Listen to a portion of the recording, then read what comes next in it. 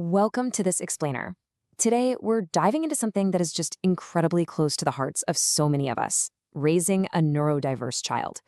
We're looking at Decoding Neurodiversity, how research empowers bright futures for our kids, produced by Bright Kids AI.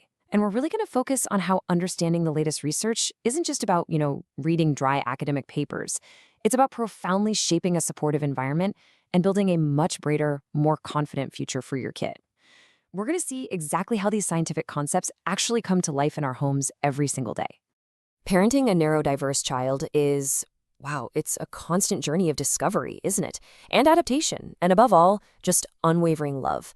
Our absolute foundational philosophy here has to be working alongside our kids, not dictating to them. When we build tools or routines for them, we're respecting their autonomy. Doing things at them kind of implies we're trying to fix something that's broken. And honestly, that is a mindset we are absolutely leaving in the past. So how do we actually figure out what works for them? Well, that's where the science comes in. Think of scientific research like a really compassionate compass. It illuminates these pathways to better understanding, and it helps us move past those outdated traditional ideas. When we lean into neurodiversity-affirming research, it literally gives us the tools we need to genuinely celebrate our kids' unique strengths while offering targeted support right where they need it most. All right, let's break this complex science down into the 4 key research pillars so we can really understand the science behind neurodiversity. Pillar number 1 is sensory processing. A lot of neurodiverse kids experience the physical world through a completely unique sensory lens. Take proprioception, for example. That's our sense of body position. So when your kid constantly seeks movement or loves crashing into the couch or asks for those really tight bear hugs, they aren't just acting out. They're actually seeking proprioceptive input to feel physically grounded in space. When you know that, things like calming heavy work activities or weighted blankets suddenly become total game changers. Staying within that same sensory pillar for a second, let's talk about interoception. Basically, this is our internal sense of body states. Grasping this helps us realize when a child is legitimately struggling to process internal signals, things like hunger, needing the bathroom, or even rising anxiety. If they don't feel thirsty until they're totally dehydrated, or they don't feel frustrated until it's a full-blown meltdown, we need to step in and create supportive, predictable spaces, rather than just demanding they conform to our timeline. Okay, moving on to the second pillar, executive functioning. Think of this as the brain's central management system. Actually, scratch that. It's more like an air traffic controller. It handles planning, prioritizing, switching between tasks, which, as any parent knows, is often a massive hurdle, right? Research shows us that differences here are absolutely not about defiance or a lack of ability. It's just a different processing style. Knowing that means we can use visual schedules, clear timers, and consistent routines as external scaffolding for their busy brains. Our third pillar, social-emotional development, is such a brilliant illustration of how far we've come. The traditional view used to be all about forcing neurotypical social scripts, making kids give eye contact or use very specific greetings.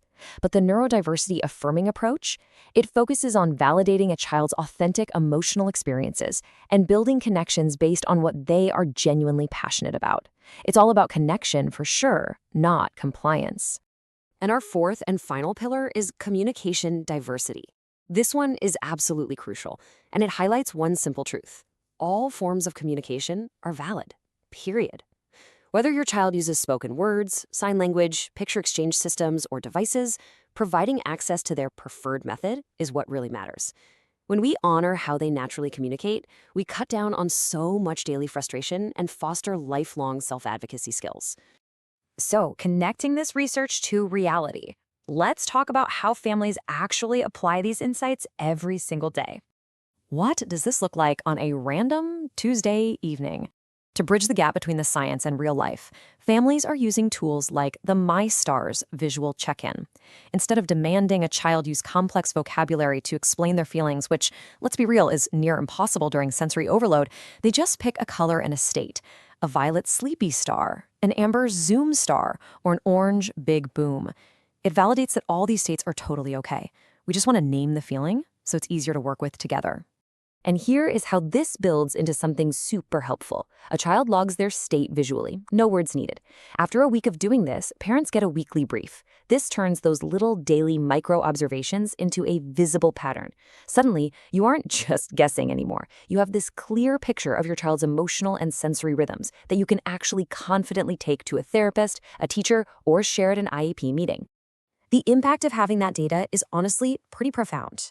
One parent shared that spotting a pattern, like seeing a big boom cluster happen right after school on Tuesdays, gave them the exact insight they needed. That is sensory processing research in action. If Tuesday means a noisy school assembly and the child comes home totally flooded, the parent can now proactively plan for a quiet, low-demand transition at home instead of unintentionally triggering a meltdown. Families are also finding so much value in other daily support tools that are grounded in this research. Things like personalized storybooks where the child gets to be the hero just doing what they love, or personalized songs that serve as gentle transition anchors to cut through the chaos. And honestly, having an AI guide like Jenny from Bright Kids AI provides this warm, totally non-judgmental sounding board for those late-night moments when you are just completely out of ideas on what to try next. Moving right along to empowering parents through knowledge, some quick tips for navigating the research landscape. Because let's face it, there's a lot of information out there. To keep expanding your toolkit, you really need to prioritize reputable academic sources. Please be cautious of sensational claims or quick fixes. There's no magic wand here. Make sure the perspective is always strengths-based and neurodiversity-affirming. And the absolute biggest takeaway, always translate those general scientific findings to fit your unique child. What works in a clinical study might need a little tweaking to work in your living room, and that is perfectly okay. When we really lean into this research, we aren't just reading a textbook. We're actively using it to shape a more inclusive, supportive, and accommodating world for our kids. It's a journey of adaptation and deep connection. So, I want to leave you with one final vital thought. How will you use these insights to empower your child's bright future today? Start small, watch for those patterns, and remember, you are absolutely their greatest advocate. Thanks so much for joining me on this explainer, and I'll catch you next time.